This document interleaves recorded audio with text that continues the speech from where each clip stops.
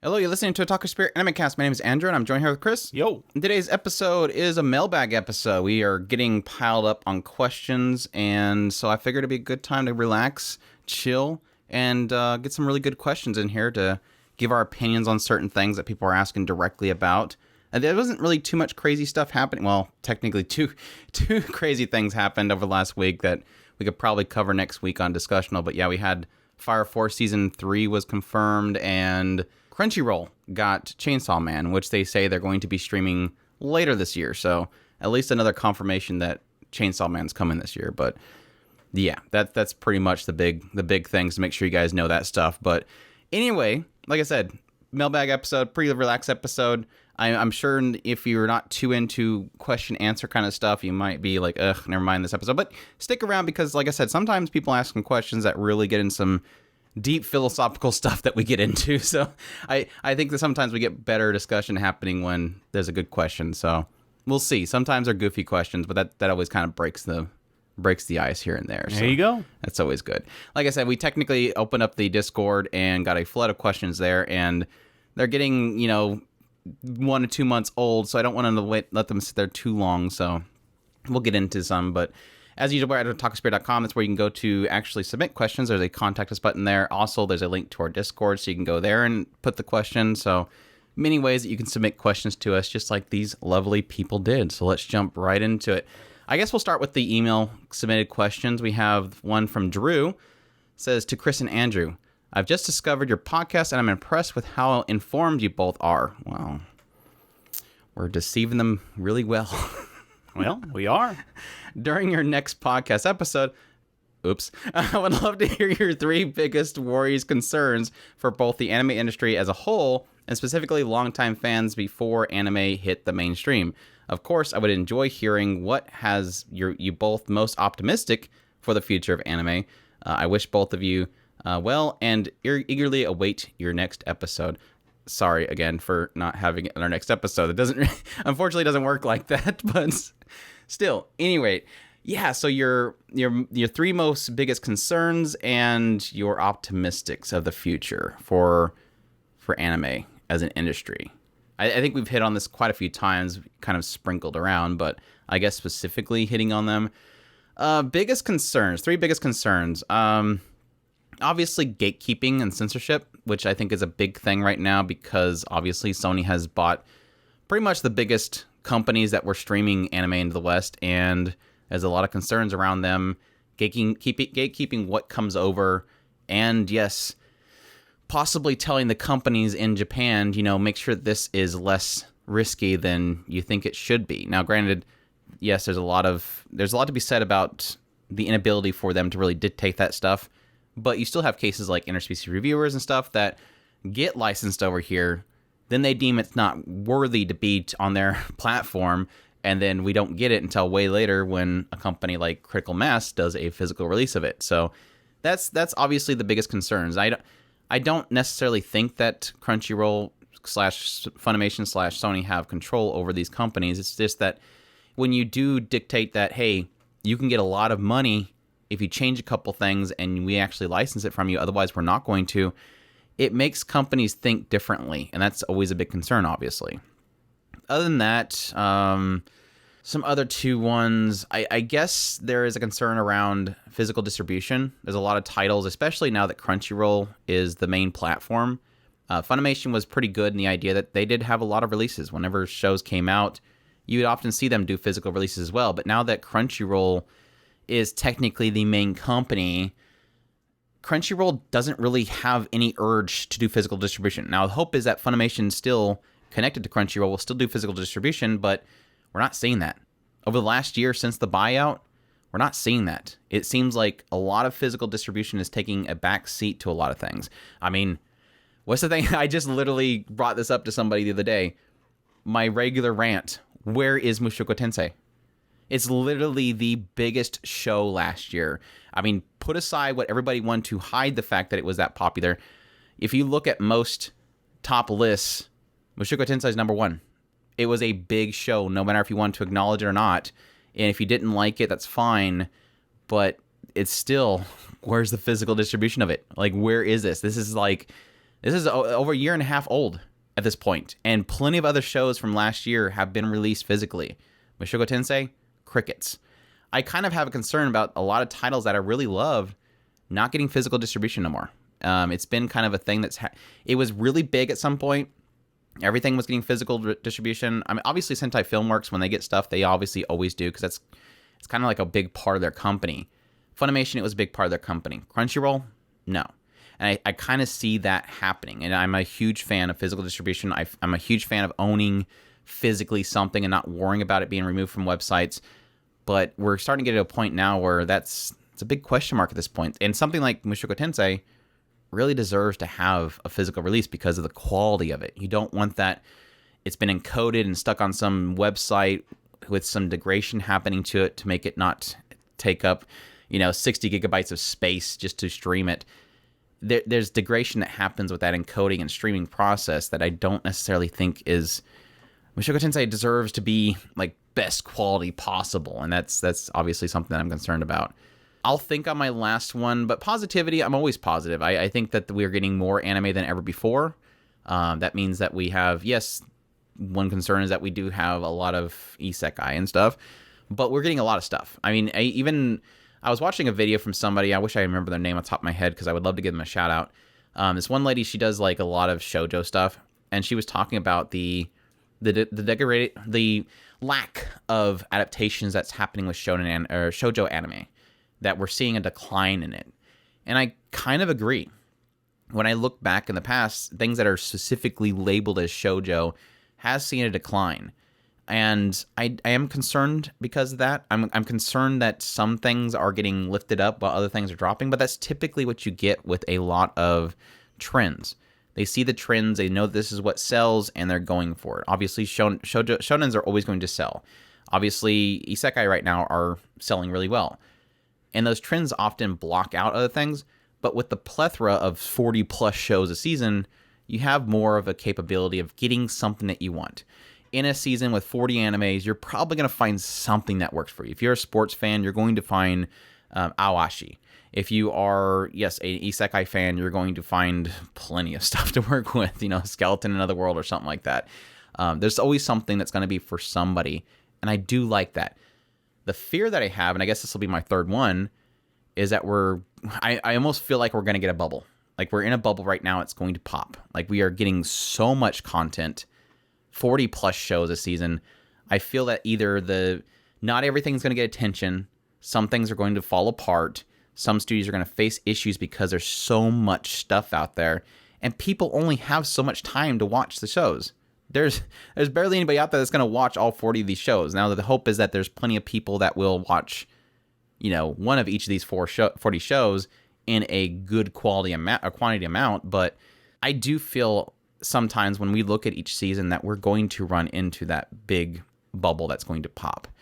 But yeah, I think it's still positive, though, because we have plenty of stuff to work with. There's plenty of content. There's also a lot of really cool projects coming out, such as the redoing of Fruits Basket and hopefully Spice and Wolf. But I don't know. It seems like everything points to that we have a plethora of content and a lot of really quality content that's coming out that's really exciting to kind of dive into. This year overall is absolutely fantastic, and there's a lot of stuff coming out that I think a lot of people are super excited about. So your three biggest worries, I give you plenty of time to think, so hopefully you have plenty of stuff. But you're probably thinking the same road as I am with some of the stuff. Generally, I definitely reflect your statement about the gatekeeping. I think that is a big concern, but it's also a bigger concern. The reason why I say it reflects is because mostly it's a smaller symptom of a bigger problem that is actually in the bigger world. I think that one of my biggest concerns is easily the culture war in general. Another concern that I definitely have is the economic impact of the last few years. I've already started hearing rumors of Japan's economy having some really big problems on the horizon. So I'm definitely concerned about quite a few things that are going on in the world, and I think that those will affect our fandom in general. I don't want to be too doom and gloom, but kind of go on, piggyback off of what Andrew said, I'm definitely excited about how much stuff is coming out. There's so many things that I'm super excited about that are coming down the pipe, and it can only get better from here. I mean, I definitely love a lot of the shows, the vast selection of things that we've got going on. I'm also concerned about the fact that like with what Andrew was saying about the idea of this kind of bubble. Yeah, we seen that once already, and we would hope that a lot of these companies are at least aware of what they're doing, mostly in the aspect of when we've seen the first anime bubble, it was mostly just too much production. There was so much way money too much money. Yeah, way too much money money flowing through the system, and eventually people just kind of got burned out, and a lot of stuff started falling through the cracks. And then a lot of these companies, and this is why we had such a hard time getting the Japanese companies to want to restart the fandom industry, you know. So when we're sitting here staring at it basically from just the general gist of what we've seen over the time that we've been in this fandom, we're sitting here staring at it and watching it happen again, just in a slightly different way. Yeah, I would say like the difference now to then is that you have a lot more content, a lot more shows being produced at cheaper cost. Whereas back there it was a lot more cost put into, you know, a select few shows, but it was a lot of money. I mean, they were seeing a huge amount of success, and there was a lot of money flowing in their economy at the time, and it fell apart at some point. People realized that they didn't have the money for it, or they just got burnt out, or too much content, and it just broke itself. And they weren't really making the money back. They were technically pumping into this stuff. I mean, again, we talked about extensively the things like Evangelion and Escaflowne. These shows and movies, Akira and stuff, they were pumping tons of money into this stuff. So, and it's something that really hasn't been able to, sustain itself, except for things like Ghibli. Ghibli's like been the only thing that they can put a bunch of money into something and still get that return on it. You can't get that from a regular television show. So it's just quantity over cost, versus back then it was cost over quantity. So yeah, we would hope that they're at least just filling out and only pushing themselves so far that they go, okay, this is a little bit too far, and then they'll control their landing per se. So I'm excited about the amount that they are bringing out, because like Andrew had said, that gives a lot of stuff for everybody to have something. But at the same time, I am cautious about the trends that I'm seeing, and I hope that they're, like I said, controlling their landing when they do hit that kind of barrier. It's one of those things that it's ephemeral. It's not something they can just see. Okay, this is the limit of shows that we can watch. So my hope is all the shows in the world, and my caution is be careful with what you wish for. I like that your email is Reroll Champ. I'm kind of curious if that's like a reference to gacha games. But thanks, Drew. Appreciate the question. Again, sorry that it wasn't on our next podcast. Like I said, typically what we do is when people send in questions, it gets put in the list, and as we get to them with discussionals, we get it. So we don't do questions on every podcast. Zachary wrote in and said, do you think there'll come a time where manga artists would draw original NFTs featuring some of their famous characters? Wow, this email did not age well. This email did not age well. Okay, yes, it's happening already. It now famous is another question. Of course, you didn't necessarily specify that, but yeah, Tokyo Otaku Mode has been doing that for a while. They had like this whole, they had their own coin at some point, but then they started getting the NFTs themselves, and they started creating this whole NFT character project thing. Technically here a few weeks ago, we had this big explosion of controversy around the fact that the Bleach mangaka themselves got involved with NFTs. I will clarify because unfortunately it was reported incorrectly by a couple sources. He's not selling an NFT. It's just that Shueisha themselves are essentially selling art of Bleach on a physical print that is designed to last a long time. It's on material and stuff that has been apparently material that was used in the past that has a long age to it. They're using a printing method with inks and stuff, all to make this print something that's gorgeous, plus last a long time. We're talking like 1,000 years. So it's something that you would pass down generations. Now, the part where the NFT comes in, and this is why everybody was wrongfully reporting this, they're not selling the NFT. They're selling you the artwork, the physical artwork, but they're going to attach that artwork to an NFT that you will get at the same time that will go on the blockchain so that it will last. You basically get a receipt that will last forever and ever because it's on the blockchain. It's a proof of ownership. It's like a receipt. They're giving you an NFT as a receipt. So, again, they're not necessarily selling an NFT of Bleach, that they're selling a Bleach art with an NFT, and that is technically one of the biggest mangakas out there, obviously being the creator of Bleach and his artwork. But yeah, I haven't seen... I'm still waiting for that moment. Honestly, Square Enix seems like they're super into NFTs right now. They've apparently sold all of their big companies, like the ones that were behind like Tomb Raider and stuff, and they said they're going to be focused on NFTs, which... gotta help y'all. They feel like that's a future they want to get into, so maybe things that are within the Square Enix property, which yes, they do a lot of publications for manga, and they have rights to a lot of stuff, including I think High Score Girl was technically a Square Enix property. We might see a lot of that stuff start to pop up with NFTs, and I think my prediction right now is that yes, Shueisha's probably dipping their feet, so technically they are the first, and they will probably do more. But I think I think the worst of it you're gonna start seeing is with Square Enix first. I think they're probably going to jump right into that stuff, and we're gonna start seeing NFTs popping up for them. And I don't know, good luck to them. I don't see it being a thing that people are gonna jump to. It's got a lot of negativity behind it, but I'll leave it at that. Like, we get NFT people getting really mad when you talk about this stuff. Yeah, they do. It's so funny. It is such a small group. It's not like I'm saying it's a large group or anything. It's just a group of people that they want it. I mean, we've talked about this before. It's just that there's good uses for it. We acknowledge that, and we always try to stay in the middle area. But there's times where I'm like, no, if I see a scam, I'm going to call it out. Yeah, that's what it really comes down to. Technically, I defended the whole Shueisha thing.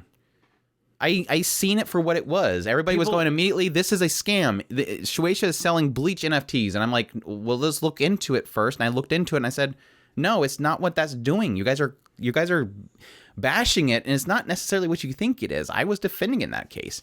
It's one of those frustrating things. People will key in on one specific thing that we say and automatically assume that you got to be on one side or the other in the extreme. That's how the world works anymore, Chris. Exactly, and that's the frustrating thing. Is I personally I love the concept of it. I love the idea of Bitcoin. I've said this over and over and over and over again.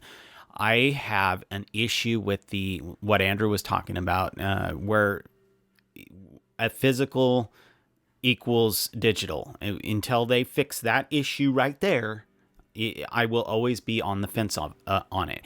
I'm not going to go 100% on one side or the other at this point because I see both sides. I love the concept. I love the technology. I don't like the transferring digital to physical.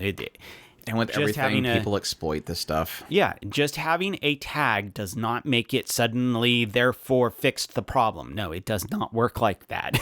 Yeah. But when it comes down to it, will they do it? Yes, probably. Mostly because it is another avenue to make money. And I think that's the driver. And as long as there is money to be made there, they will go that direction. Unfortunately, I do believe that there is a pumping, for lack of a better term. They're pumping a bubble ahead of time that doesn't need to be pumped. It needs to move more naturally. Yeah. I don't know. That's why I said that's the exploitation. Exactly. It can't grow because there's too many people gaining from it. Exactly. There's a lot of people that are excited about it, and those people who are the early adopters are getting taken advantage of. And this is the biggest issue that this time frame has right now. Early adopters, for those, most people can kind of gather what this is. So forgive me for sounding a little bit like I'm up on top of a hill and trying to educate everybody, because I'm not. Standing there with the 2 tablets. Let me tell you about NFTs. Thou shalt not pump and dump. Early adopters are the people who get excited about this stuff. We need those people. We really do, because they're the people who are going to push us into the next era of whatever it is. You wouldn't have flat screen TVs if there wasn't somebody who was willing to pay $3 million for a prototype version of the first flat screen TV. You wouldn't have Blu-rays if it weren't for people doing naughty stuff together. I'm sorry, Yes, but that's we know porn. Porn innovates everything. Exactly. But we need early adopters. So don't automatically assume that all early adopters are idiots. They're not. They're the people who get most excited about this stuff, and we need them. We also need the people who are basically the financial structure. We need those people because they're the ones who, when the early adopters get excited about something, if they dump a whole bunch of money into it and they lose, we still need the people in the background that are going, okay, now that you've gotten rid of most of your kinks, now we will invest in it. So we need both. The people who hold back and the people who are excited about everything. So right now we're in that phase when it comes to NFTs of people like me who are going, I love the idea, but at the same time, there's issues. There's big issues that I am concerned about. You have all these different phases of people all through the line. The people who are early adopters who are excited, they can get a lot of money, and there's also the early adopters who are not going to get a lot of money. They're going to that are going to fail. And then you have the next level of people who are like sees the first issues, tries to fix a lot of those issues, and then they may make money, and then some of them may not make money. And then there's the third line of defense. So you've got this entire chain of people who are trying to make this thing work, but trashing each other all through the line. People need to fail. We need people to fail because they learn from their mistakes, and they can see the issues, and then they fix those issues. But at the same time, we also need the people who were holding out until the last second. As much as you can't stand them because they're not the early adopters, you need them because they're the ones who are holding back the longest, and they're the ones who are going to clean up the big old mess at the end, and they're going to make it into something viable. So for all of the craziness that's involved in NFTs, like I said, yes, manga artists are going to do it at some point. If they haven't already, they're going to do it, and we're going to get something really amazing out of it. When all the dust settles and all the craziness is done, we're going to get something really cool, really amazing out of NFTs, that we're going to be really excited and happy that it was made at some point. I think the question mark really does come up from that, to circle that back to that as well, is there's a big concern about how viable the NFTs are. Like, let's take the example that, so some great manga artist creates an NFT for an original art and they put it up there. Here's the problem that comes is, yes, there's the joke, right click, save as. How do you in a digital sphere, when everything's reproduced, do you have any real ownership of it? Oh yeah, it's attached to the blockchain. Who cares? Most people are not going to care. They're going to right click, save it. They're going to get a copy of it somehow. It does mean that you own it. That piece of art, you own it. That's for sure. And then when they get the metaverse, you can stick it up on your wall. That's fantastic. But everybody else is going to use it. It's not going to be just yours. And the problem that comes from that as well is you're buying the NFT, but since there's no regulations around the blockchain, there's no regulations around NFTs, do you even own it? Because at any point, the creator of it can sell it again. There's no legal binding contract. Yes, they're going to lose face if they sell it again, but they're going to sell it again. They still own that. They'll maybe change it a little bit and they can sell it again. They still technically own that property. There's nothing legally binding them that they cannot use their own property in another way. They're selling you that NFT, but you just bought that NFT. You're not buying an exclusivity. You're not buying that property. You're not buying Bleach, if that's the case. You're not buying Ichigo's character if he's in there. You're not buying anything that actually says that you own anything within that. No. You're just buying Andrew. that NFT. No, Andrew, you don't understand. You're buying the pixel perfect 5 million by 5 million pixel graphic, and so therefore you're not getting the save as, which is the one that they put on Twitter. You're getting the original 5 million by 5 million pixel perfect version that you can put in your metaverse. That somebody will screenshot when they get there. My friends screenshot my NFTs. But no, my whole point is like, and then when you get there, you go. Where is it stored? There's the big question mark. Where is it stored? Is it on a server that Shueisha has? And if that server goes down at some point, poof. I mean, that's the concern. That's the big struggle that you kind of face with a lot of that stuff, is that there's no regulations to it and there's no restrictions. And so it's technically like a Wild West thing. And so it does make it a little concerned. We need to go away from NFT talk. I'm going to make an entire podcast on NFT stuff. And that is a lot of what I'm talking about. Getting it from the digital to the physical. There's always going to be that kind of buffer until we figure out how to fix that issue. Everything's in the air. Yeah. In the cloud. Thanks, Zachary, for making us talk about NFTs again. I'm sure people are sick of it. I'm going to have to put like a timestamp so people can jump forward. No, this is NFT stuff again. I got to jump forward. Anyways, moving on. Otaku Trucker writes in and says, "Hey guys, I'm a loyal listener going on 2 years. Thanks so much for listening to us that long. I'm surprised we haven't scared you off yet. First off, I love the podcast. It helps when my work days fly by. If my name I put in there wasn't an indication enough, I'm a truck driver. And while you guys are always running on for hours and apologizing for it, but for me, it's amazing seeing as I drive and listen for hours and hours. I wish we could probably give you 24/7 coverage, but unfortunately we can't." Before you get to his question, I'm gonna say this real quick. Me and Andrew, our dad was a diesel mechanic. I love truckers. You guys are awesome. So just throwing that out there. Yeah, mad respect. I was actually at some point really kind of wanted to become a trucker because I enjoy driving. So I'm scared of truck. I'm scared of driving a truck. I bump that's the fear. It's like I'm not scared of trucks. I'm scared of driving a truck. That's like the fear that our dad kind of instilled in us. This idea that like truckers, in a lot of cases, like you wreck, it's your career's done. Like the insurance and stuff is going to ruin you or something like that. But anyways, now to my question.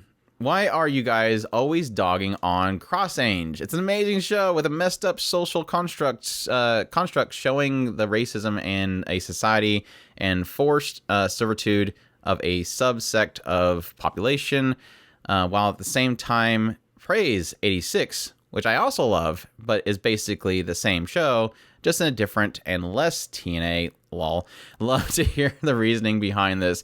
You're a loyal listener, the Otaku Trucker. You've missed all of our jokes. We love CrossAnge. We love CrossAnge. You missed all the jokes. When it comes down to it, we've even said we want to go back and watch it again. Mostly because of the fact that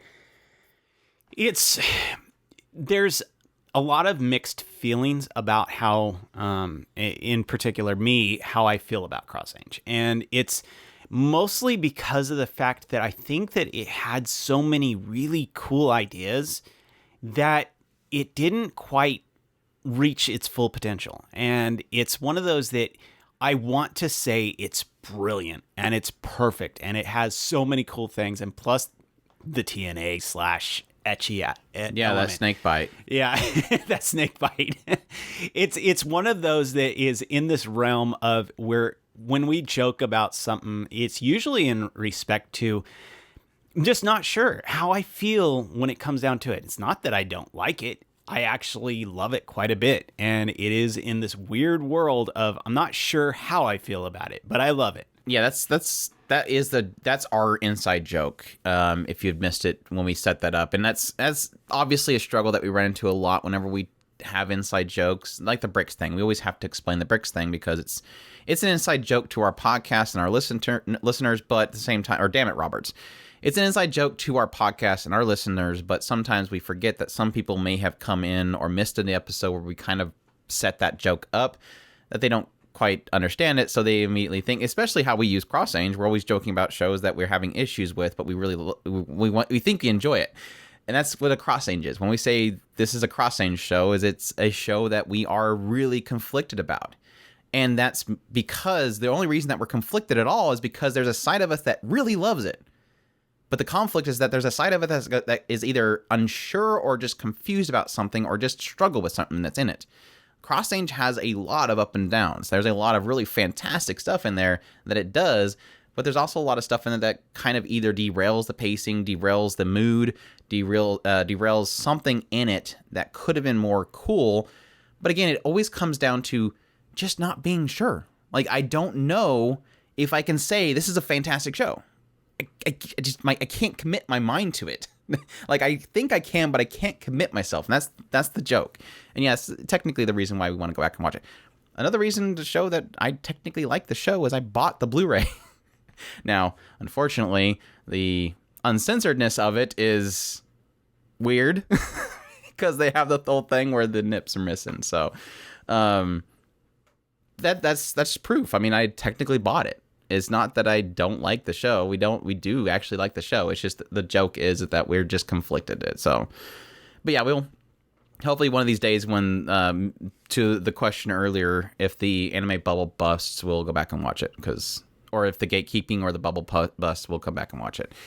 That's my bad state of mind now. It's like if everything falls apart, at least I have Blu-rays that I can watch and still keep content going. And there will be a video about revisiting Cross-Ange, I'm sure. Will it change Andrew's mind? But yeah, 86, I agree with you. There is, yes, technically very similar, but 86 is going for straight seriousness and the conflicts of the war mind. I wouldn't necessarily put it in the same. I think what you listed is really the only similarities, that there's class structure or the social structure, there is racism, that kind of stuff, but I don't think it's necessarily in the same vein. So, and they definitely different tones, seriously different tones, but yeah. 86 doesn't give me those moments where I go, I don't know. I don't know. So thanks again for putting up with us for so long. We definitely are happy that you are entertained by us as you drive along. Please stay safe out there. Drive safely. And yeah, thank you. Moving on, we have Jay. Jay says, hey, I'm still pretty new to anime. I started by watching Attack on Titan, then Dragon Ball, My Hero Academia, etc., etc. I'm looking for good anime that has action, like My Hero or Black Clover. Also, is there a really good streamer to watch all anime? Not just some of the on this one and some on that one. And last but not least, who do I need to contact to be able to legally use images of anime characters on shirts, mugs, etc.? The end part there is really easy to answer. You have to contact the company in Japan that owns the property itself. Like we kind of mentioned earlier, if you want Bleach stuff, you have to go to Shueisha. Good luck. That's the only way that you can do it, is by going to the Japanese companies themselves and licensing to use their stuff. Sometimes there's some properties you can get through the licensor in the West, but they typically don't get a lot of merchandising licenses.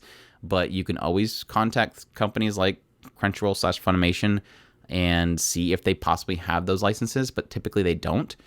But yeah, you're going to be going to the Japanese companies themselves to get legal use of their properties, and that is a very difficult thing to do. So, unfortunately, good luck. But and also companies, a streaming service that you can watch everything. There isn't really one. I mean, even the quote unquote piracy stuff doesn't have everything. Your best luck is just kind of pick and choose when you want to show and kind of jump to those particular companies. The best thing I would say is, like, if you have a Crunchyroll, a Funimation, High Dive account, even Netflix, is just to kind of don't sub yet, but create a watch list. And then when you get a good amount of stuff in there, sub up and watch them. But that's like your best bet, is just kind of create watch lists on each one of them. But I mean, your other option is just a torrent, and most torrent services, you have pretty much everything on them. So But yeah, there's plenty of sites out there, but I don't like to give them publication on our podcast, unfortunately. Not to say that you're bad for using it. I've used them. Just I don't like to give them credit. Plus, they shut down and open up every 2 seconds because they're getting shut down by companies that are not liking them pirating their stuff. There you go. But yeah, some good action shows to get started with. What do you think? I mean, we just technically mentioned... Well, I wouldn't mention 86 because 86 is more a lot of talking, not action. I think that's what a lot of people had issues with early on was that Fate Stay Night Unlimited Blade Works, super odd. Pretty much most everything Ufotable, you're going to get that kind of stuff. Fate Stay Night, even like something like God Eater, which the story's not super good, but it's still like anything Ufotable is going to have really good action scenes in it above anything else. But yeah, I would suggest to jump into the world of Fate. There's a lot of action there, and they're typically good. Fate Zero, Fate Stay Night, Unlimited Blade Works, that kind of stuff is always good. For some reason, Nice Sidonia keeps popping in my head. If you're okay with CGI, Nice Sidonia keeps popping in my head. Good mecha anime type stuff. So, and yeah, on that note, things like Iron Blooded Orphans and Gundam Origin, some really good action as well. Good stories as well. Anything pop in your head so far?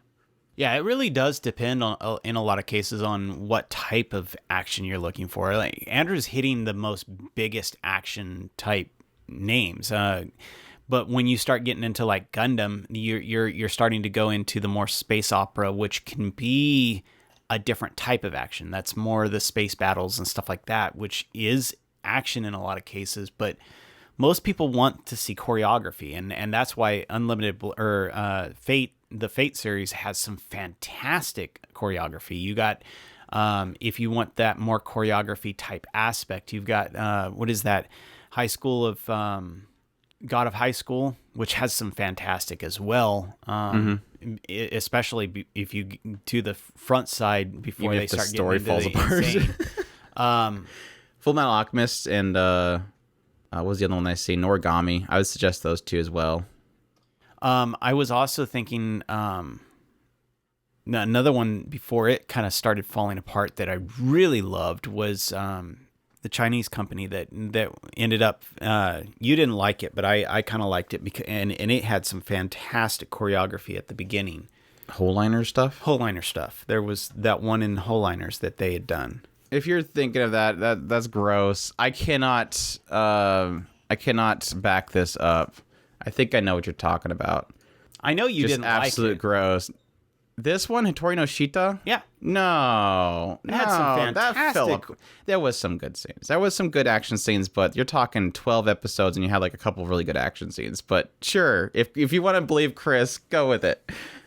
I didn't say it was the greatest show ever. I liked this show. Andrew hated it. I specifically said Andrew hated it. Never said hate, but Okay. there's times where people are like, I trust Chris more, and there you go.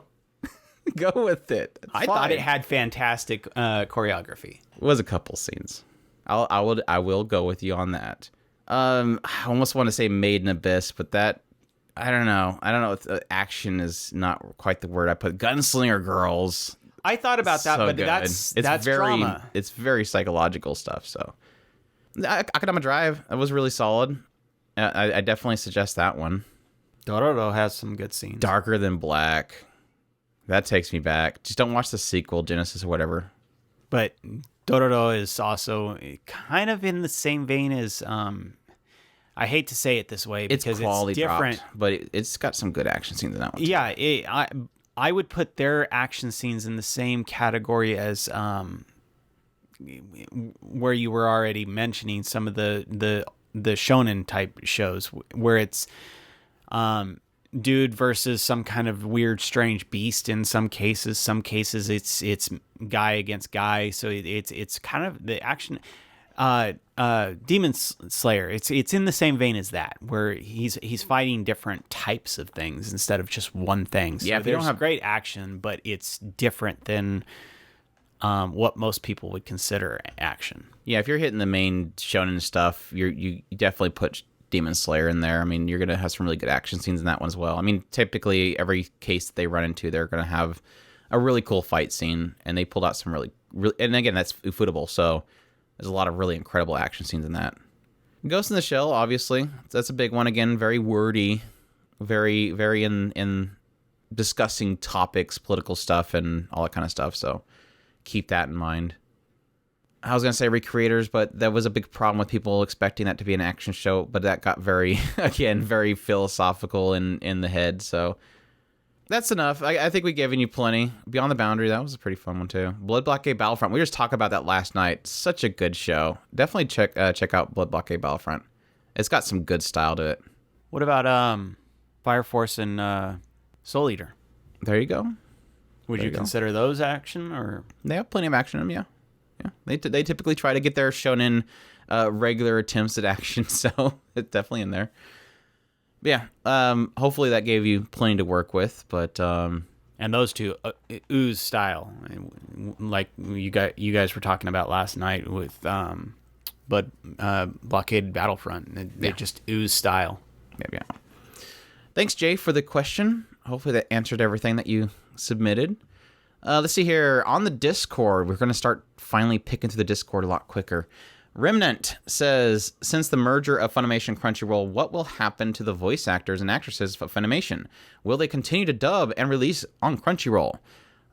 They were never hired with Funimation.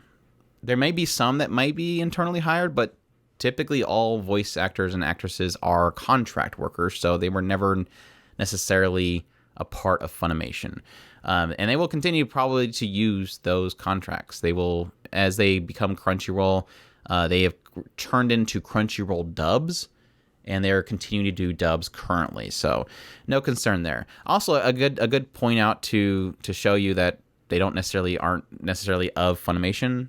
Sentai Filmworks here recently has announced that they were going to be using the Funimation voice actors for the third season of TZ Master Takagi-san. So again, they're kind of interchangeable. Everybody kind of uses those same voice actors and actresses. It's just usually typically whatever company that the studio itself wants to use to get that talent is what you're going to get. So yeah. Anything to add? Pretty much that yes, they will. At worst, depending on how everything shakes out, because everybody's bickering at everybody. Some will keep going and some won't. I don't really want to get into the nuances of all that right now. Okay, there you go. Moving on, we have Force Deck Man said, if you could put two characters in an inescapable room, who would it be? Who would you put in there to see what happens? You can put any items you want in the room to keep things interesting. Two characters in a room to see what would happen. Kind of wish that I read this beforehand, because that's a tough question. I want to say there was something that I was thinking about a while back that was kind of in the same vein as this. One of those ideas of like the what if of putting two different characters together. I mean, yes, there's like the joke of putting like two tsunderes in the same room. It sounds absolutely hilarious. Like what would happen if you put two tsunderes in a room and they had to talk because they're bored, and just see how they would how would they connect? Would they connect is a big question mark. Let's take, for example, Ria Kajimiya, taking two of her characters. Like, yeah, that's what I was thinking. Taiga and Shauna. Yeah, putting two of them inside of a room and seeing if they create a friendship. Or will they just constantly bicker at each other because they don't want to break the Soon? Like, is there competition to see who would hold the Soon longest? That's the big question. Or what would happen if you put two yanderes into a room? What would happen?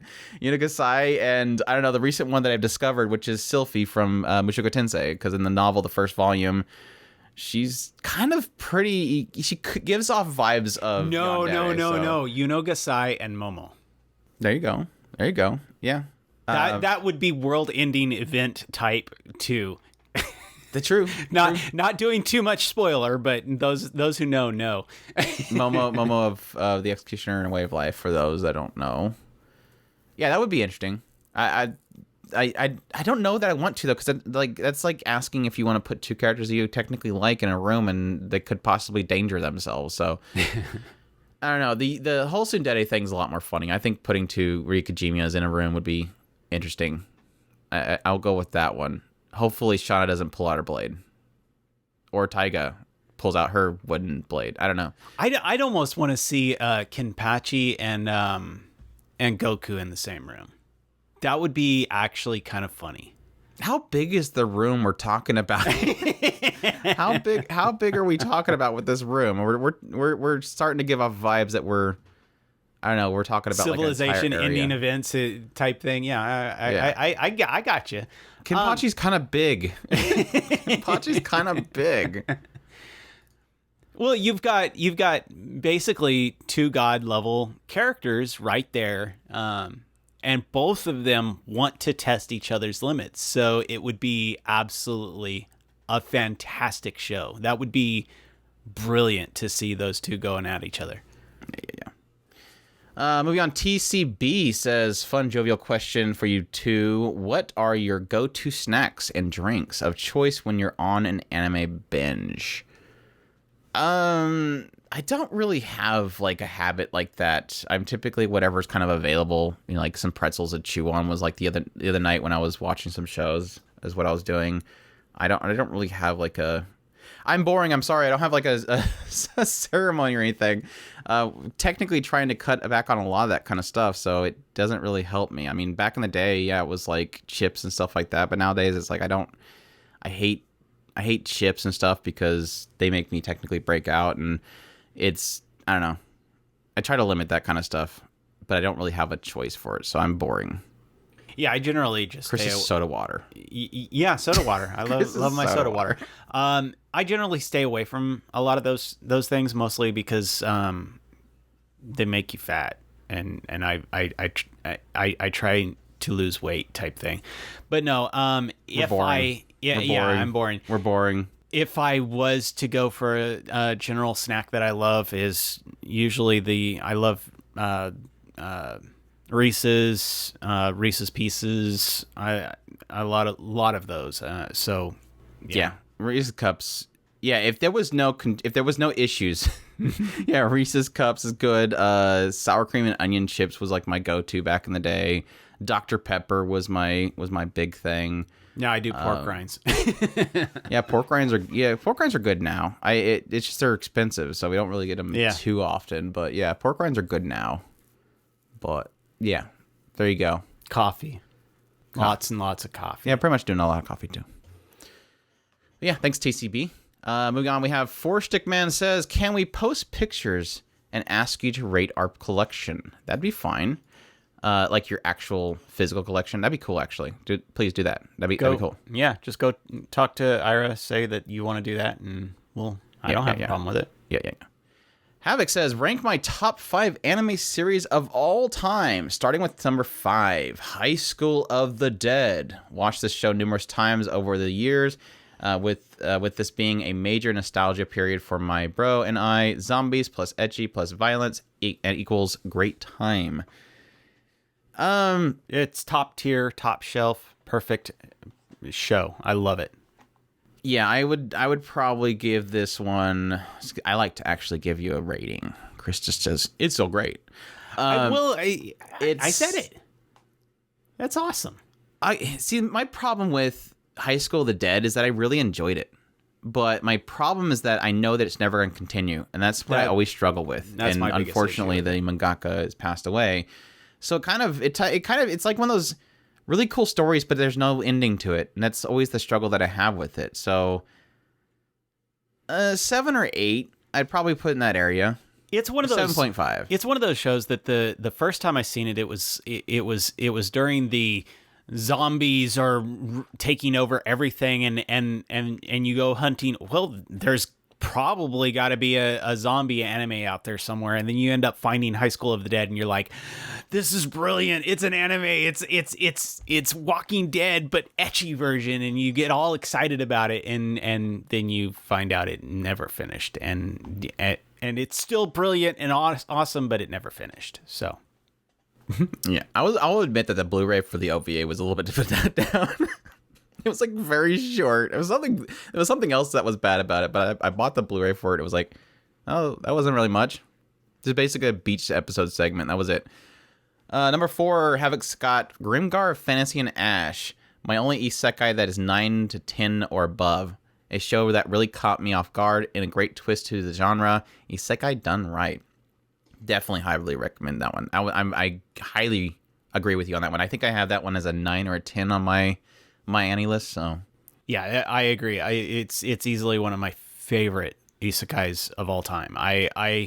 It hits all the emotion points. It has a reality bend to it that forces you to pay attention to what it's trying to do. And spoilers suck. yeah, the thing that I found with Grimgar, and I think you're kind of hitting on it, Havoc, is that aspect that the twist that I have with it is that it's almost got that.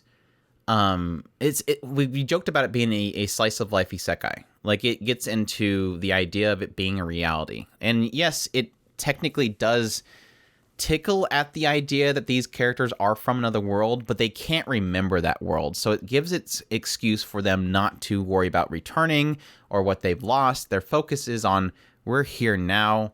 We kind of need to survive. We need food.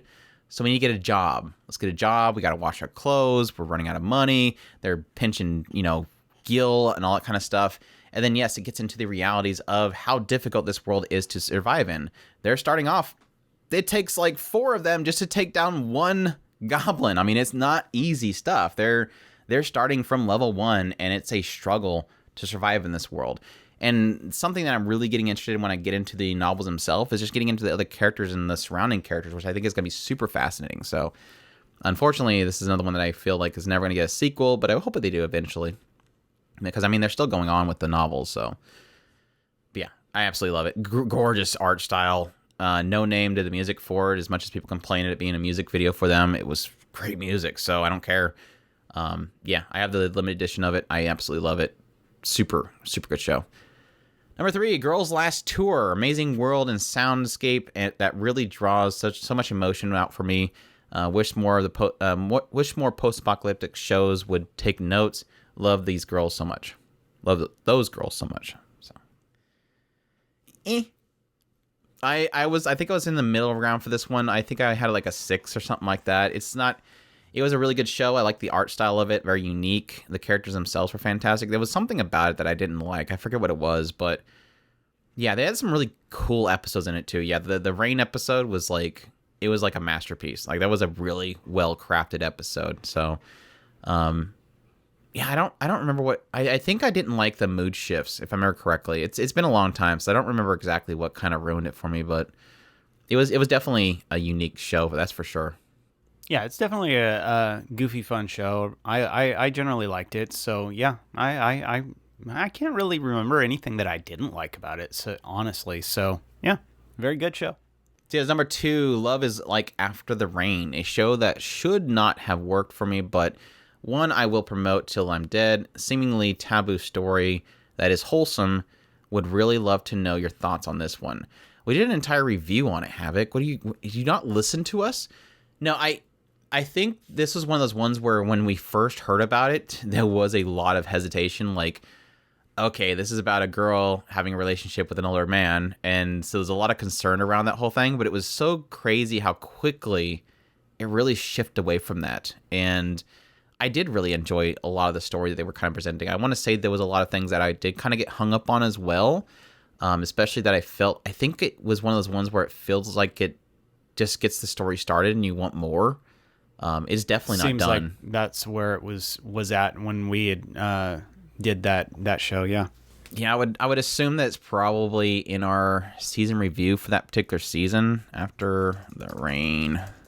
So if you probably just jump into our reviews of that season, you'll probably find a review of it, which is winter of 2018. That's a while back, so I guess I'm not shocked that I don't remember much of it, but yeah, Yeah, it's a sweet, very wholesome, and when it comes down to it, it didn't really play on what everybody pretty much, it's taboo. It didn't really play on that much. So yeah, I mean, it might do something like that later, but as it stood right then, it didn't really do that. Yeah. And the first one, number 1, this Havoc's number 1 anime of all time, Gurren Lagann. Needs no discussion. It's simply the best anime ever. Okay. He said no discussion. Moving on. Nah, I've yet to finish it. It's like one of those ones where you know that you have to watch it because it's got such popularity. I mean, I had the same problem with Kill la Kill, and I'm having the same problem with Kill la Kill with Gurren Lagann, that I keep watching it like halfway and then like I stop. So, and it's not that it's bad. It's just I get easily distracted away from it. Like it's not hooking me to keep watching it. It's very absurd and over the top, that's for sure. I'd highly recommend it to really anybody, but it's just something that for some reason never really grabs me. Just like I said, Kill la Kill. It just doesn't really. This doesn't get its hooks in me and pulls me in. So, but I do recognize the fandom that's around it is easily kind of like there with Full Metal Alchemist. You can't ignore the fandom behind it. It's obviously there. Yeah, this one is absolutely on my list of shame. It's between that, Black Lagoon, and Kill la Kill. I've been asked many times for my thoughts on it. Kill la Kill, absolutely loved it. So I should probably like Gurren Lagann, and I don't know why Black Kamen got killed. That's what everybody wants you to watch. Nobody wants me to watch it. Kamen got killed. Everybody wants you to watch it. Nobody wants me to watch it. They want you to rewatch Higurashi and watch the sequels too. I do need to watch the sequels of Higurashi. That's for sure. Yeah, there you go. Thanks, Havoc. Appreciate you taking the test and putting yourself out there so that we can rate your stuff. I don't think you trolled us this time like you did last time. The troll last time was obvious.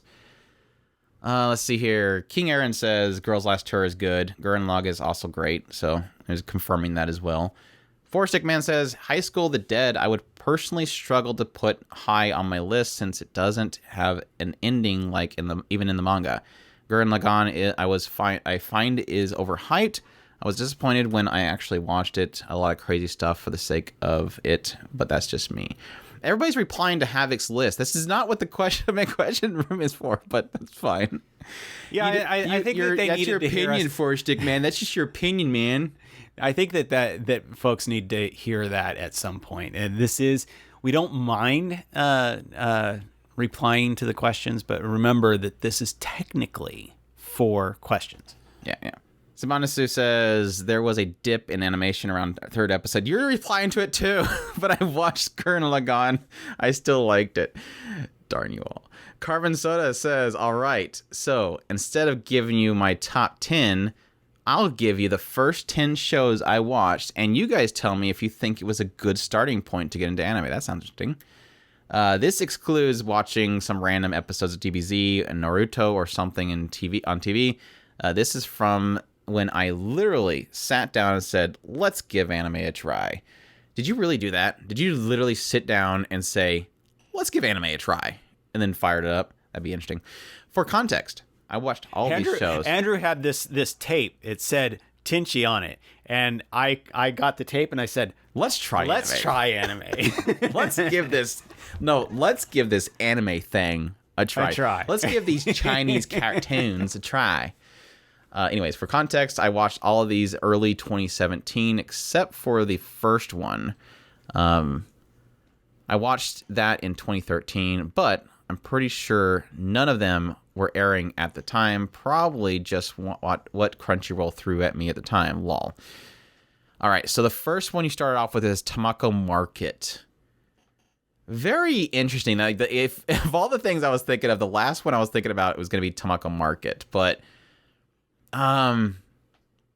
that's an interesting starting point, honestly. I mean, that it is very laid back, but I think the problem that I would see that being as a starter anime for somebody, the difficulty that I would see in being in that is that it's very bubbly and cute. It's very contrast to what most people are used to in other regions for their standard television fare. So that, honestly, I love the show to death. I love it. I think it's one of my top rated anime, and I struggled getting into it when I first started watching it. And the what was it, a chicken or something like that? It was a bird. The bird shows up and starts talking. Really? I was like, what?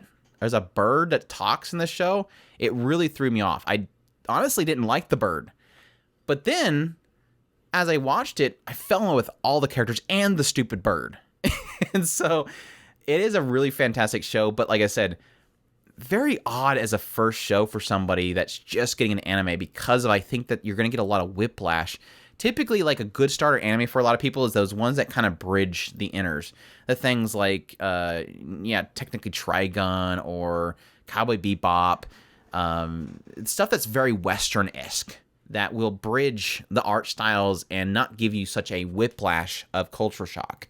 And Tamako Market, like I said, is very bubbling, cutesy, and fun. That it's kind of interesting but it's a really fantastic show. If you get into it and you get past that barrier of the culture shock, it's really a good show that would probably get you hooked into anime. Agree, disagree? I didn't finish it. I have not. That's what I was. You missed 10 Girl Best Girl. I'm heartbroken. No. I watched a lot of the first season, but I have not finished it, and that's why I was. Season, so there's only one season, so just didn't finish the first season. I guess it's like 12 episodes, and they have a movie. So. I don't remember. I thought that there was a whole bunch of extra stuff. So, but no, it's one of those that I was actually surprised to hear you say that you didn't that you were having a hard time with your first time watching it, and that's there's a bird. The bird was weird. The bird goes on a vacation or something like that. Now, and I was a little confused of a lot of things. So it's looking for a love interest. The bird. It's one of those that I do love what I've seen of it so far, but I have not finished it, and so it's unfair of me to. This next one is like, because we did a whole podcast where we were talking about starter anime. Like we did an entire podcast where we're like, this is how you can get your friend into anime. This is how you can get your brother into anime or whatever. And the big issue that obviously we had in kind of describing a good setup was really trying to understand who you're talking to, because what you would tell like a sister or a friend or a brother and what they typically enjoy is completely different. Because, yeah, you're going to have a brother that's probably, like, into just raunchy stuff. You have maybe a brother that's, like, prim and proper and doesn't like anything outside the norm. Mary Color Phantom World would go to raunchy bro. Because I just don't see that being, like, yeah, you're prim and proper, your sister, like, yeah, check out Mary Color Phantom Worlds. That's a fun starter. That was, like, that was literally one of Kyoto Animation's few times where they just kind of got pretty ecchi. Typically they kind of stick with thighs and insinuating stuff, but Mirrored Color Phantom Worlds, they just chucked out the window. And now, granted, the amusement park one that I didn't necessarily like kind of did the similar thing.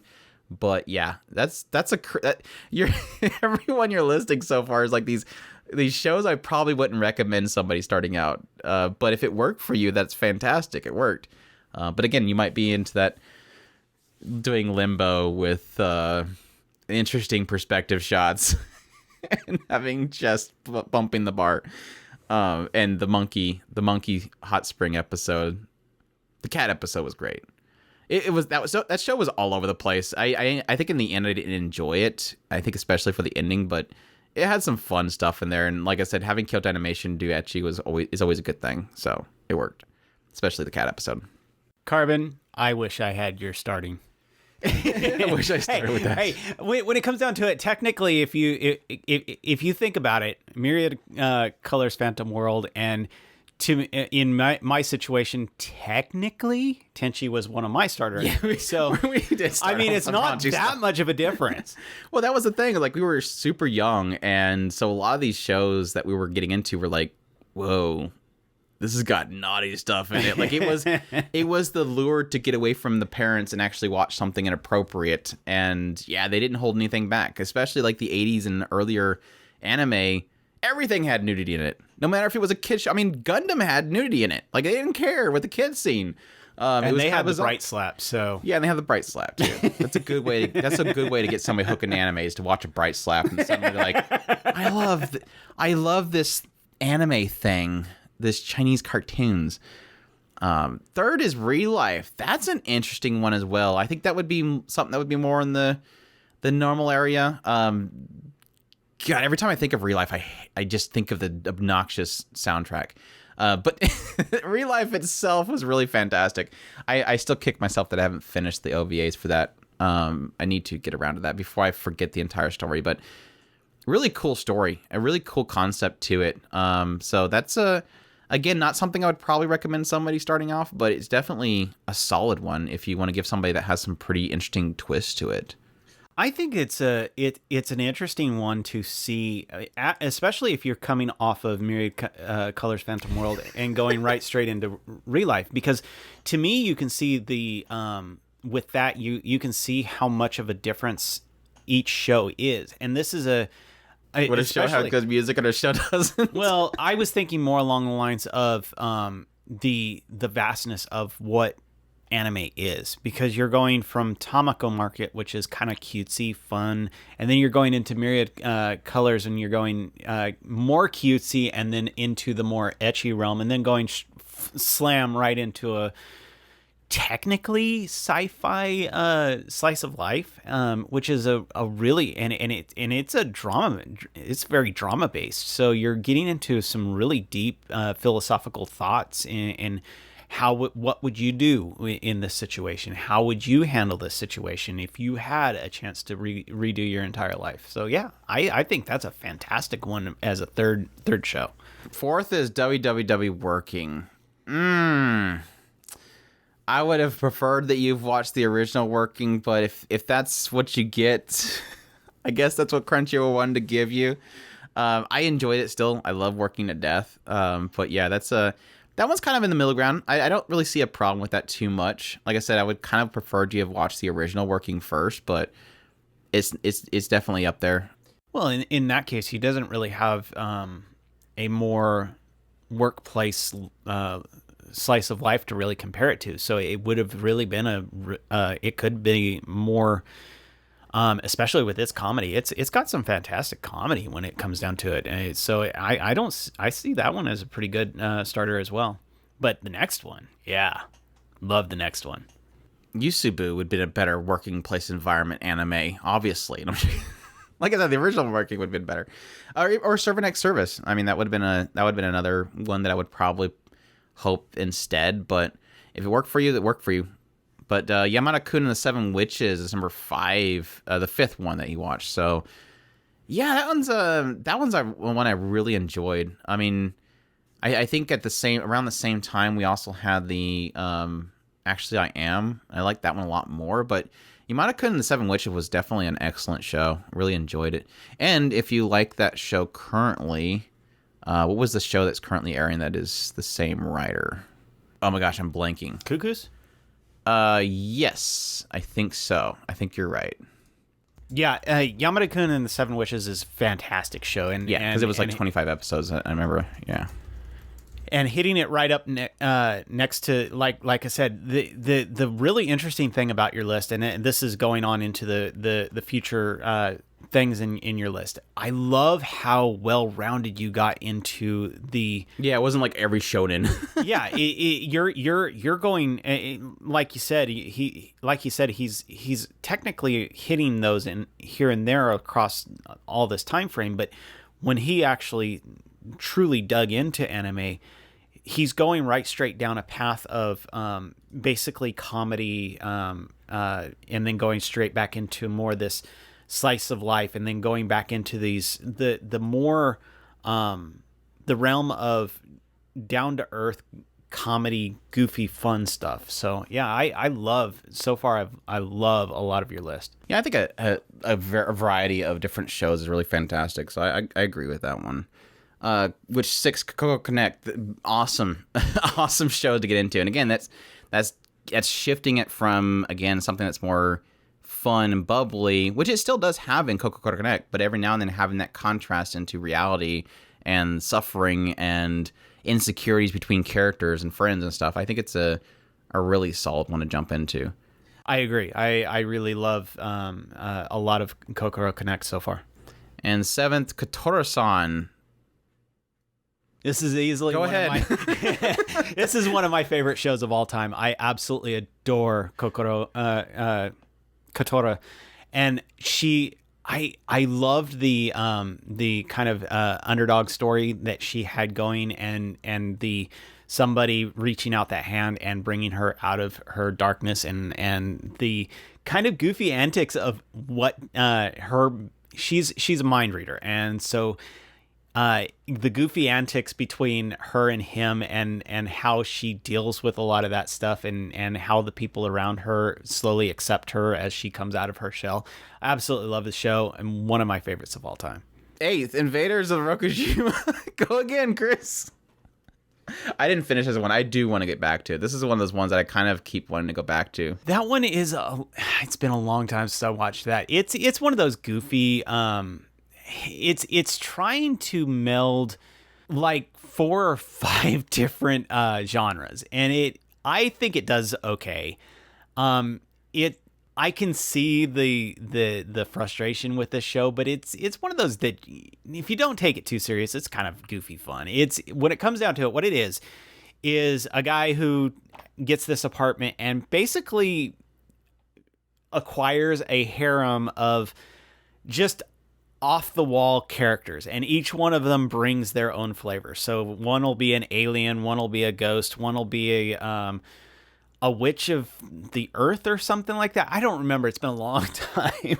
Yeah, but yeah, each one of them, and then they just sit there and they start doing these kind of battles over who's going to have the most room in the room.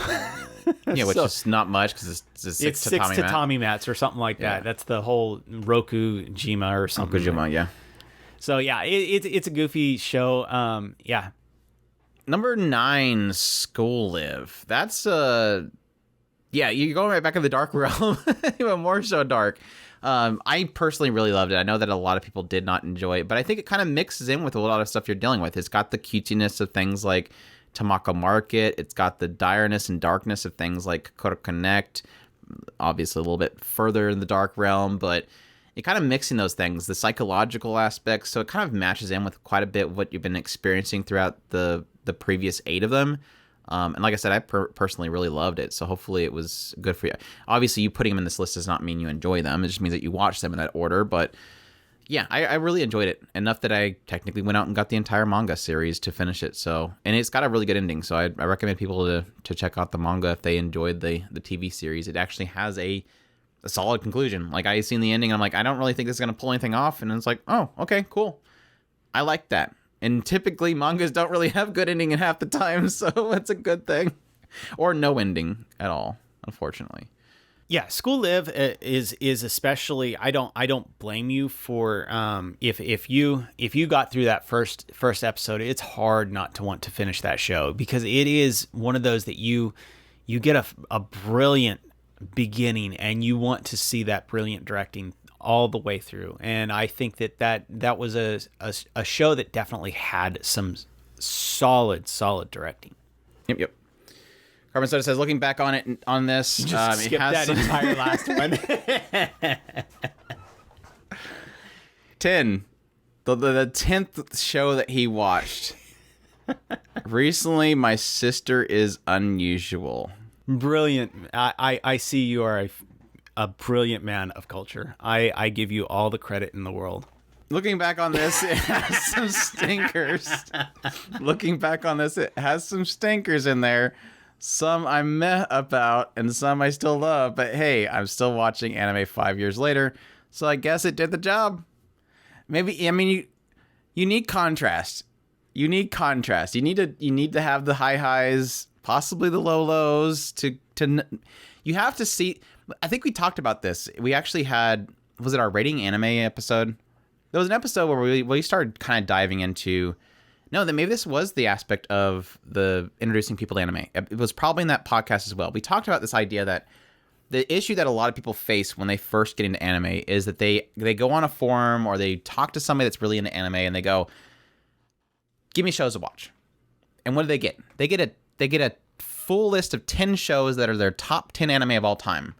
And so they watch those 10 shows and they go, holy crap, anime is amazing. I need more. And then they consume other people's top lists. And then eventually they kind of get most all of it done. And then they start getting into the community itself. And then they go and they jump onto a Crunchyroll or something like that. the new seasons come up. What shows do I got? They fire up the currently updated list, and they click on the first one that comes on the list, and they go, what is this? This isn't anime. This isn't the top 10 list that somebody gave me that's all perfect anime. And they don't get that contrast. Where I think that you've got contrast in your list. You got, like I said, not necessarily my favorite of the working titles, but it's still fun. So it's kind of that mid area.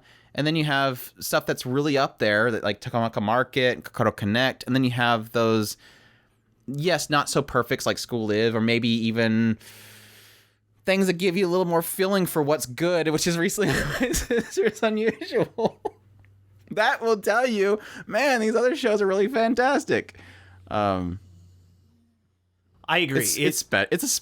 I'm jokes aside. Recently My Sister's Unusual is a special show. It's everything.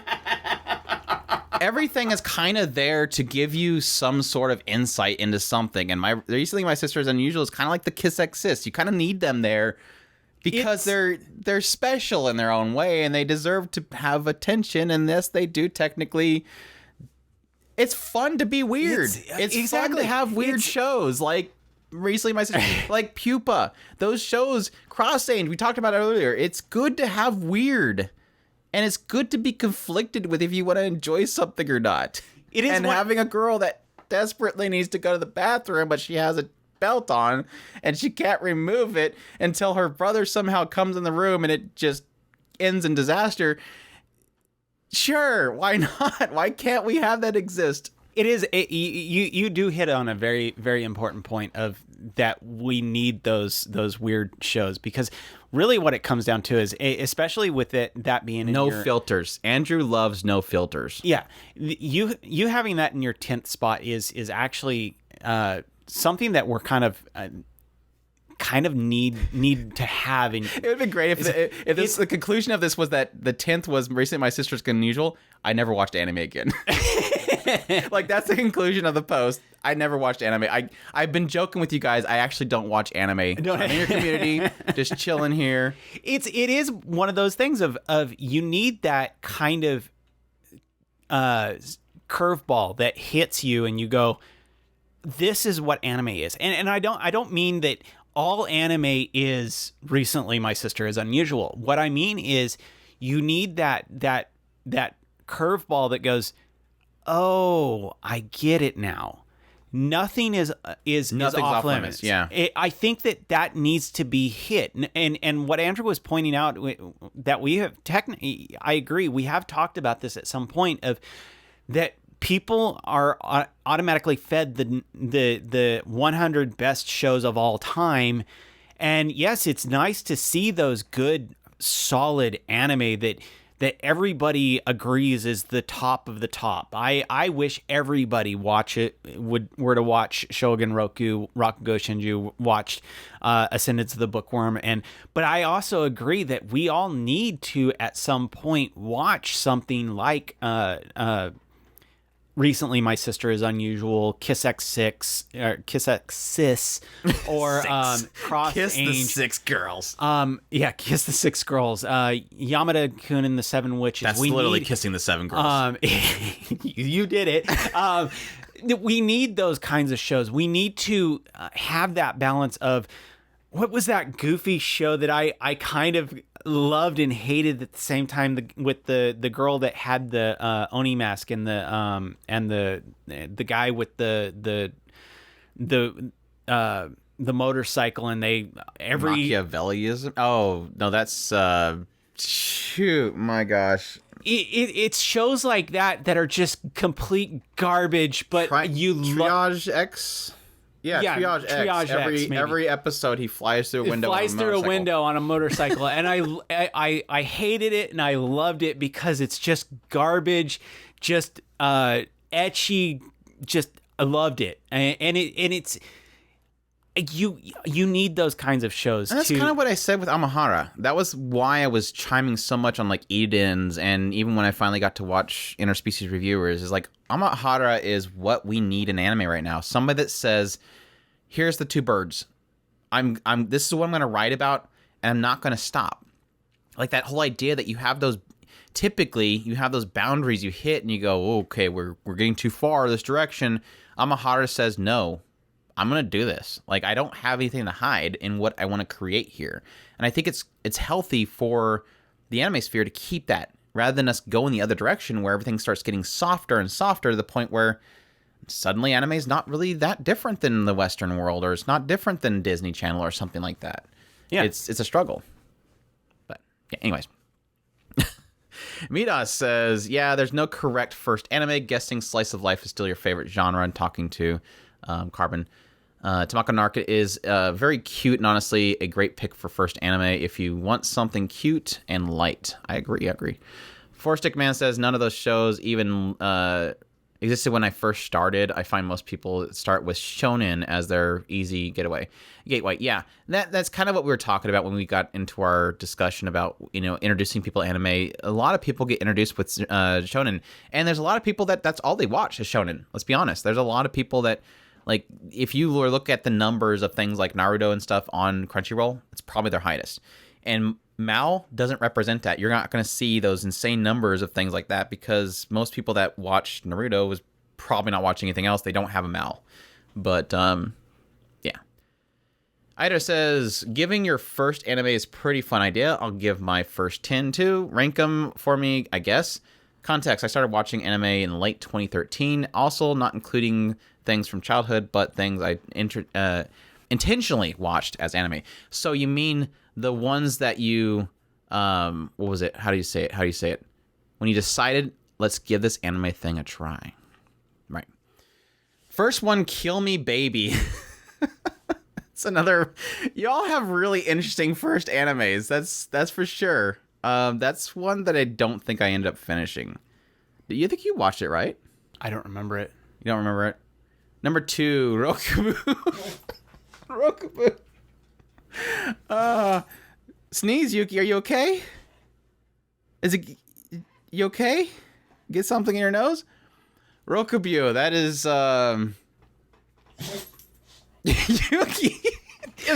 I don't want you to talk about Rokubu. Are you allergic to Rokubu? Are you allergic to Rokubu? Come here. Oh, my dog's allergic to Rokubu. How I first discovered Flat is Justice, which led right into the next one. I haven't watched all of Rokubu, but that's a very interesting choice. I mean, I'm fine with it. Honestly, technically, when I started getting back into anime, it was one of the first ones that I guess took note of and checked it out. So I don't blame you too much there. It looks very fun. But yeah, third one is Kodomo no Jikan. I'm forgetting which one that one is. Is that the one with the girl that's teasing the teacher? Yes. Okay. I technically have not watched that, and it's one of those cultural anime that I haven't decided to go down that road as it stands right yet. I am very aware of it though. That's just like the one with the boys. Granted, this one's not as bad as the other one, but yeah, they're both cultural things. The one that everybody suggests to somebody when they ask for the anime to watch. The meme one that everybody the meme uses. One. Fourth, Attack on Titan. Okay, now you're getting back on the mainstream road. Like you were just like when you first started out with anime, you're like, hey, let's check out anime. You just like turned and went straight into the back alley. I'm like, where's this anime at? And like he turns to the back alley before he gets to the big lights that say Attack on Titan and stuff. Like, let's go to Anime World, and they see the big sign that say Attack on Titan and stuff, and they go, let's go to the back alleyway. Flat is Justice. Interesting. All right, let's get back on the road. All right, Attack on Titan. Hentai Prince and a Stony Cat. That's fantastic. That's a really good one. I just realized I'm not actually number rating any of this stuff. But you we supposed to be number rating? You kind of started with some stuff that I technically haven't finished. So, Attack on Titan. It started out very 9 for me, and recently, as it goes on, I think once you start jumping into the surrounding areas, it kind of starts dipping. I mean, it's still a fantastic, still fun show. It's just it's not really up there for me anymore. But Hentai Prince with a Stony Cat, That's a special one for me and Chris. It's kind of a special one. I remember me and him were like super big on it back when it first came out. Obviously, I have a figure of it. I have some arts from it, so I think it's absolutely brilliant. 8 or 9 for me. It's just got so many great moments. Probably a 9. Like I just keep thinking like the moment where she like meets the younger self of him and like sticks his head underneath her shirt. It's so good. It's a lot of fun. I really enjoyed it. Yuri Yuri, I haven't really gotten to Yuri Yuri. I think I've started it once, and I never did finish it. Gosh, Ida's got so much stuff that we just don't watch. And then Gurren Lagann's the next one. You're like, you watched all the stuff that we've not watched, except for Hentai Princess, Stony Cat, and Attack on Titan. Then Kinko Roll? The heck one is Kinko Roll? Ida, you and me need to sit down and you need to, like, explain me the world of Ida, apparently. Kinko Roll. I cannot believe you're actually naming stuff that I haven't really watched. Kinko Roll Connect? What is this? 2009 science fictional film? Cineroll. I don't know. Sinko-Uroru is the Japanese. Sinko-Uroru. I'll have to look up that one. Music by Supercell. That's great. Huh. Yeah, that's... It's shocking whenever somebody actually mentions something I have no clue about. Typically, I know at least of the name, and that one's like completely escaped me. No, I actually have heard that name, but I have never actually looked into it. It's one of those that just kind of you keep moving on when that one comes up. I don't remember when I first heard about it. But yeah, 9th. But 10th. yeah, it's an interesting that we never even, because it's one of those that's never mentioned in a you have to watch this type show. It's usually in reference to they're talking about something, this gets mentioned, and then they move on. And so, yeah, there's even a sequel. Is there? 9th, Prince of Tennis. Never touched it. It's kind of one of those ones that's kind of daunting. I always kind of want to jump into it. I mean, that's just similar to a lot of the other ones, like the baseball one, which I cannot remember. Prince of Diamond? Is it just Prince of Diamond, I think? Those ones I haven't really devoted the time to really jump into, but I can, based on its popularity, I guess it's a really good option for a starter. And 10th, Vivid Red Operation. That one that I've actually watched. Yeah, that one's a good one. If you're since you similarly to our previous list from Carbon, you have a nice little kind of mixture there of mostly ecchi, let's be honest, but having like some good solid sports, and then now you have Magical Girl technically, so it's a solid starter list. It definitely going down the route of the more again, good thing, questionable stuff is definitely a lot of fun. It looks like you had a really fun start. And being honest with your first, I give you all the credit in the world. Yeah. Doesn't include any sequels or OVAs, of course, since for most of these, there was a bit of extra content I watched right after. And again, this is just the order I started them, not finished, since Prince of Tennis took half a year to watch. Yeah, I would imagine it took a little bit of time to watch through that one. That's like another one that's really daunting right now, but I really do want to get back to is the Space Brothers. That's just is supposed to be a classic, and I've yet to get back to. I bought the whole thing. It's just that's 100 episodes, I think. It's going to be an investment, so.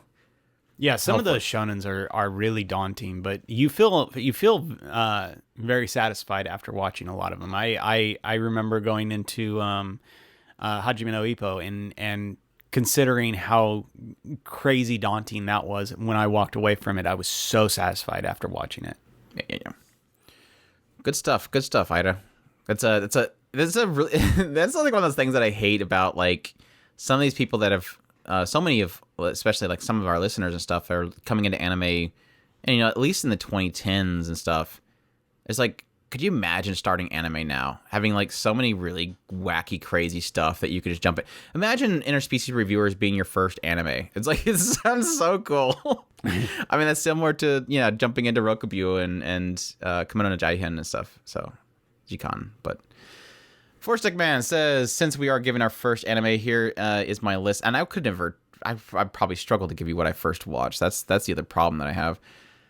Since we're giving our list, they're the ones further down in the list are, I'm not 100% sure of when exactly I watched them, but they were early. I started watching in 2003. First one, Rurouni Kenshin. That's a classic. That one definitely introduced a lot of people in it. There was a lot of people a long time ago that weren't into anime and they knew what Kenshin was. So it grabbed people that even things like Dragon Ball and stuff did not grab people. It just had its own. It's the whole samurai gig. I mean, it's so cool. Guy with sword, looks really cool. A lot of the art and stuff for it just kind of grabs anybody. No matter, I mean, you didn't feel like a weeb walking around with a Kenshin shirt or something like that. So it was definitely able to kind of bridge a lot of the cultures when it first came out. I love it. I think that is one of those that it's just like Inuyasha in a lot of ways. Kenshin, his aspect of the reverse blade sword and how he refuses to kill, and then he comes up into the situation of having to deal with somebody who is trying to destroy the country, so he has to fight against him, and he has to get past the how can I get my edge back without having to descend back into death. And I love Kenshin. It has so many aspects. I love the aspect of the quote unquote special powers that are realistic. They're, for a lack of a better term, they're not completely realistic, but they're bordering on that edge of being realistic. So, and they have, science involved in all of that to try and explain it. And I love Kenshin. I think it was brilliant. And I would have a hard time with imagining going into something else after Kenshin. What would you go to after Kenshin? I mean, maybe Dororo. There's so many. It's such a brilliant show, and I would have I could see that one being a hard one to follow. Yeah, Dororo would be perfect after that. Yeah, honestly. Sonic X is the next one. I don't know which Sonic that is. I might have watched it. I don't know. I watched a lot of Sonic back in the day, but I think it was one of the earlier TV stuff. So, I don't know. One Piece. Can't comment. I give you a lot of credit. That's one of these days I'll get on that One Piece thing. Apparently, a lot of people are super excited about the recent episodes. Does mention that he started in 2003, so it makes sense that now we're finally talking to him about these shows. Yeah. Finally got around. But now there's a lot of excitement about the recent episodes, so it kind of makes me want to jump into it even more now. But we'll see. Another Prince of Tennis. Man, I didn't even know anybody that I knew or around our community watched Prince of Tennis. Now we got 2 people already that watch Prince of Tennis. I need to get on that one. Detective Conan right after that one. I've dabbled a little bit in Detective Conan, but I haven't really watched too much of it. He went hard in the shonens. Yeah, you're going like super deep into the world of Japan. Naruto right after that one, definitely another one that's up there. As much as I have dropped off on it, I mean, it had me like super hard for a long time. That sounded really bad. It had my heart, it had my attention for a really long time, and it never let go. Get your minds out of gutter.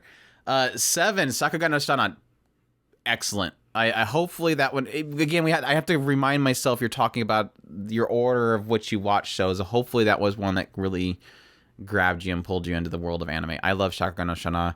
I'm so happy that I got as many as I did in the chipboard box versions because I just love the series. It's one of my first that.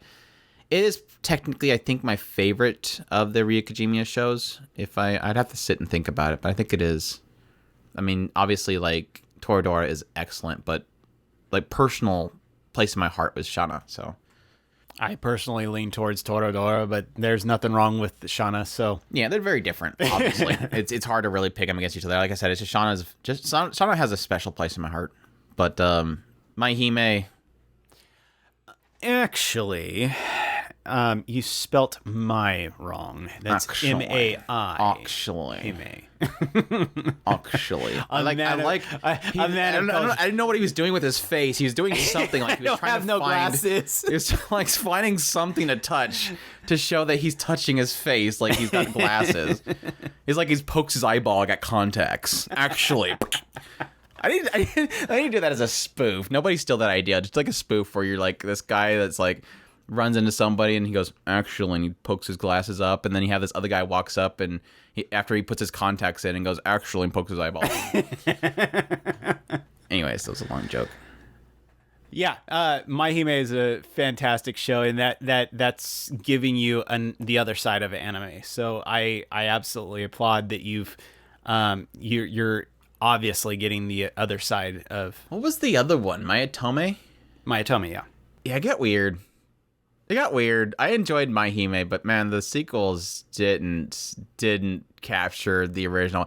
The original one had everything. Like the original one was going for slice of life, goofy harem stuff mixed in there. And then, yeah, by the way, bad stuff happens, and then back to goofiness, and then over to some slice of life. It was a little bit of mystery thrown in there as well. It did a really great mixture. And then it seemed like the other ones were just bonkers goofy. Let's have a cooking match and stuff. I think maybe that wasn't the first one. I don't remember. Anyways, Bleach, good. Hopefully you're excited for the upcoming season of that one. But yeah, Bleach is solid. I still think to this day that Bleach is kind of up there as one of my favorite shonens of all time. I just love the style of it, and I love the character and world it kind of built. Yeah, there's some rough points in there, but overall, I think it still kind of stands as one of my favorite. I haven't watched Gintama yet, and I really want to watch that, but until then, Bleach has it. You said it again, and everybody's going to start going, why have you not watched Gintama? Because it's the same. Nobody says it. Nobody says that. Nobody watches Gintama. It's unfortunately you are going to get so much hate off of this one. The most popular, but nobody watches it show. I don't know. It's obviously great because it's way up there in Mal. So, Hack Sign is the last one, and hopefully it didn't make you stop watching anime and you're just faking that you're watching anime on our community. Hack Sign's solid. That was again technically my first introduction to isekai, and it was incredibly good. Like it's the whole concept of the video game virtual reality stuff that we see way too much of these days, but it was technically like one of the first mainstream ones, and it was really excellent. It had a really great build up. The music was phenomenal. Like the music still to this day, if I listen to it, it's like, oh god, this music's so great. Yeah, it is. And the ending just absolutely broke my heart. So it's really good. It's one of those. Your list is by far, when we talk about most people get into anime via shonens. Your list is like the quintessential. This is the shonen route of getting into anime. Yeah, the only oddity there is probably Shana and Hime. Like those are the two that I don't see in anybody's list, so it's kind of a shocker. I'm surprised that there's not a Dragon Ball Z in there somewhere. Yeah, I think most people probably just watch Dragon Ball. This wasn't like, okay, anime. Like we said earlier, it's the sit down and say, okay, let's check out this anime thing. But interesting, very interesting. Four Stick Man says, and yes, a number of my first shows were longer running shows, so you had plenty of time to build that up. So, like I said, you've been watching since 2003, so you just got done with them, obviously. But yeah, I hope you're enjoying One Piece. It seems like everybody's excited for it. Midas says, not quite sure about my first 10, but I do remember my first 5. First one being Naruto. Again, I see that being a lot of people's first introduction to anime, no doubt. Second, Lucky Star. Interesting. That was definitely something that had a craze back when that first came out. There was just a lot. It was like one of the first like memeable animes. Like there's pictures everywhere on forums before meme was called memes. People just posted pictures and laughed at stuff, and that was definitely one of those. It was everywhere. You could not go through forums without running into gifs of Lucky Star. I was actually about to say that when all is said and done on this particular list, and Andrew will go through it. This is the kind of list that seems like you were in a forum that had some people who watched anime, and they kept saying you have to watch this or something like that, and you went and go and check this out or check that out, and that's what this list kind of feels like to me. Yeah. I mean, it's good. It's good though. I mean, that was always the thing back then, was that yeah, you had the Lucky Star fans were obviously tied in with the Azumanga Daioh fans, and yeah, technically most everywhere, especially during, like you're saying, 2008, most people were still at that point saying Death Note's the greatest anime of all time, they're going to tell you to watch it. Even more so than like Full Metal Alchemist. I think most people will arguably, there's a lot of people, that, including myself, that will arguably say Full Metal Alchemist is technically like a perfect anime. The only thing that's not perfect about Full Metal Alchemist is that Brotherhood is its best adaptation, obviously, because that's where they don't, do the anime original thing. They go based on the manga, and it's an absolutely perfect show. But its fault is that Brotherhood requires you to watch the original to get caught up, because it just jumps right into it. It just assumes that you watched the original that was anime original ending. So that's its only fault. That's the only reason it's not technically a perfect show. I almost kind of wish they would have readapted the first part of it just so it's a perfect, complete box set. But anyways, Cloud Out and Cloud Out After Star, whoever suggests you to watch that probably hates you. Anytime somebody suggests Anohana, Clannad, they hate you and they want you to suffer just like they do. Grave of Fireflies. Yes. Yeah, if you're like, hey, I need some starter anime to get an anime, suggest some shows for me, and suddenly everybody's suggesting, technically the boy show Boku no one Pico. and Boku no Pico, yeah. And then the other one too, there's the one with the brothers and sisters too. Yakusura or something like that. And they suggest School Live to you, and then Clannad and Anohana, they hate you. They really want you to lead the form. But anyways, thanks for the list, Midas. Cool stuff. Let's see. One more, maybe? Long time. See, a lot of people just talking. You bad people. Get off the floor. Get off the post. It is like this long thread of people, and I have to read each one of them to figure out where there's an actual question. Somebody putting out Komodo no Chikan, your third show. There's a story behind it, apparently. See here. That's going to be long. There we go. Darren says, Pizza Hut or Domino's? Let the fight begin. Neither one. Papa there you go. John's. Neither one. How's that for an answer?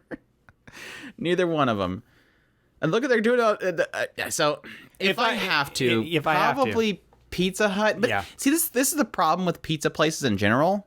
Is like no matter where you're at, what city you're in, you're gonna have a different experience at each one of them. And the franchises are so. When it comes to Pizza Hut and Domino's specifically, it's just they're so varied by each person that owns the actual place themselves. And I've had better experience with Pizza Hut, but I don't know. Again, I can go to places where there's great Domino's, but not good Pizza Hut. So generally, I enjoy Pizza Hut over Domino's, but like I said, I've consistently been happy with Papa John's, but that's me. Yeah, and again, I think that's because around here there's good Papa John places, not good Pizza Hut or Domino places. But yeah, I agree with that one. I got some better spices in there too. Forest Stickman says, Macas or Hungry Jacks? I don't know. I think I know what Hungry Jacks is, but I don't know what Macas is. Hungry Jacks is apparently is what Burger King is called in Australia. Okay, thanks, Ira. Oh. So Okay. Burger King. So what's Macas? Wow. So Ira, what is Macas? I guess I have to go with Burger King. I thought Hungry Jacks was Is Macas Hardee's? No, it's listing all of them. What is a Macas? Is that Mickey D's? Oh, it's McDonald's. Is that I'll what you be guys dang. called Mickey D's? Is Macas? When is since when has Mickey D's been called Macas? Is that again another Australian thing? I'm learning things about the weird Upside down world. Yeah, something about those toilets going backwards. They decided to call things weird things. I think it's messing with their minds. So if Macas is Mickey D's and Hungry Jack's is Burger King, neither. Technically Burger King. Neither. Border on the edge on Burger King with that, honestly. The only thing I eat at McDonald's that I think is worth a dang is it's my go-to for travel food, because I can travel a long distance on sausage egg McMuffin, and if I need something outside of a breakfast, I'll do a chicken nuggets. It's the only thing I'll eat on a trip. I'm really strict about what I eat on a trip because otherwise it'll tear me up. other than that, like if I can't have one of those two things, like they don't serve breakfast 24 hours and it's not breakfast, I might do the chicken nuggets. But if I need like a burger or something, I would probably go to Burger King before I went to McDonald's, because honestly, McDonald's, again, is probably different wherever you're at, but mostly McDonald's just tastes fake, like super fake. Like even the McNuggets taste fake, and I miss that they used to have the dark meat McNuggets. I miss the dark meat McNuggets. They were so good. And they messed those up. But yeah, it's between those two. I guess Burger King, but like I said, I rarely ever eat there. I typically would eat on the trip, and I'll do McDonald's. But other than that, I never really eat at either of those two places. So me neither. I if I do eat at a fast food place, it's usually gonna be Hardee's or Carl's Jr., Hardee's a million times over. It's frustrating because I used to work at a McDonald's. I know if it's made properly, McDonald's burgers are absolutely fantastic. But unfortunately, 99.99% of the time, they're not going to make it the proper way because it takes longer than their time frame will allow, for a lack of a better term. And so most McDonald's will cut corners, and that comes at a detriment of the flavor. So take that for what it is. There you go. The food genius is here to tell you how to eat your food. Anyways, that is it. We covered quite a bit. I'm kind of happy about that. We still have way too many, so we're going to probably have to... At least we have plenty more for future discussionals, so we'll keep going with this stuff. Again, still keep them coming. I don't want everybody to kind of stop making questions because they think we're done, because we got still, we'll burn through them pretty quickly if we have a discussion where we need a lot of questions. So definitely appreciate everybody that submitted questions. Definitely appreciate... I didn't even say Rakugo again. You don't have to sneeze. You got a sneezy nose, don't you? Anyways, I hope you guys enjoyed this episode. Definitely appreciate everybody that supports us and everybody that listens to us, shares our stuff. It definitely helps us out.